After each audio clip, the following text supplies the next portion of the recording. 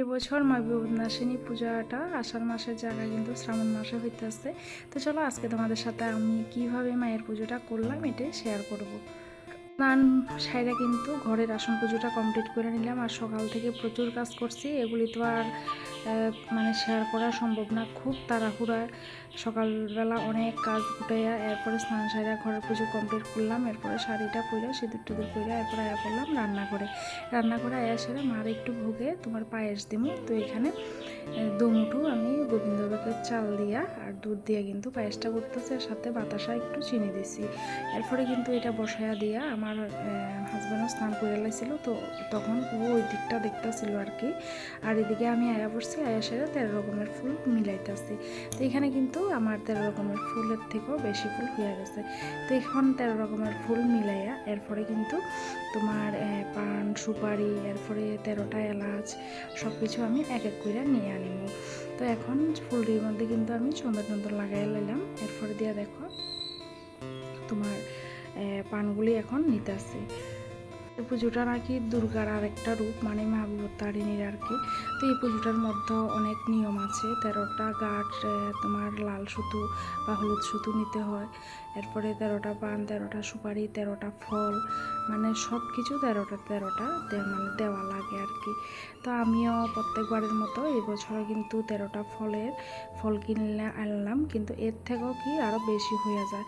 এমনিতে যখন রথযাত্রায় গেছিলাম তখন কিন্তু যে মানে 13টা ফল দিতে লাগে গোটা, তো এগুলি কিন্তু কিনতে পাওয়া গেছে। তো তোমরা একটু পরে দেখতে পাইবা আমি এই ফলগুলিও কিনে নিয়ে আসছিলাম। আর এমনিতে তো 13টা ফল আমি কিনছি ওই মানে ভোগের লিগে আর কি।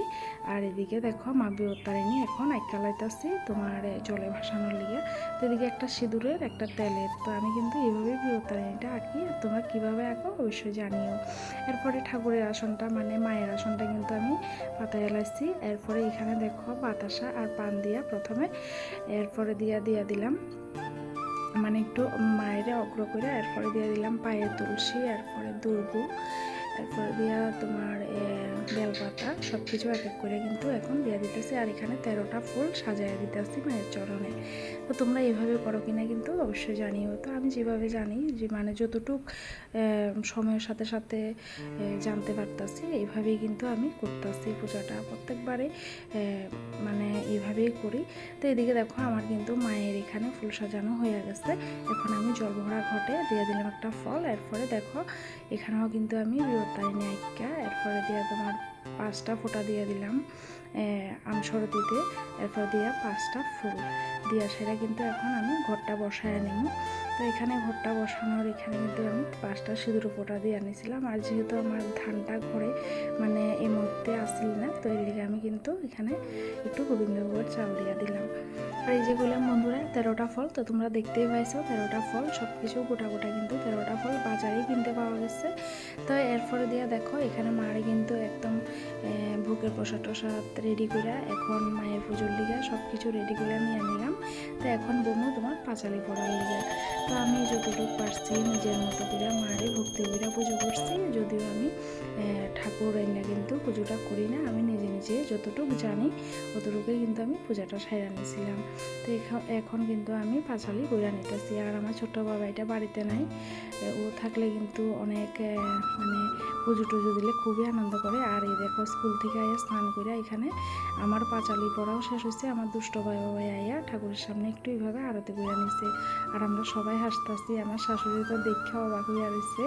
তো এই প্রায় সময় এখন এমন করে পুজো হলে এমন নিজের মন থেকে এমন করে আর কি।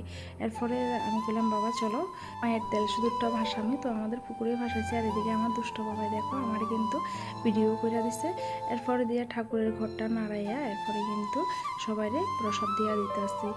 তো আমার এই ছোট্ট আমার পুজোর ব্লগটা তোমাদের কাছে কেমন লাগলো অবশ্যই কিন্তু জানিও। আর ভালো লাগলে অবশ্যই পাশে থেকো। তো এদিকে দেখো বাবা ছেলে আমার শাশুড়ি সবাই একসাথে বসে কিন্তু আমরা এখন প্রসাদ খেয়ে নিতেছি। তো চলো বাই বাই।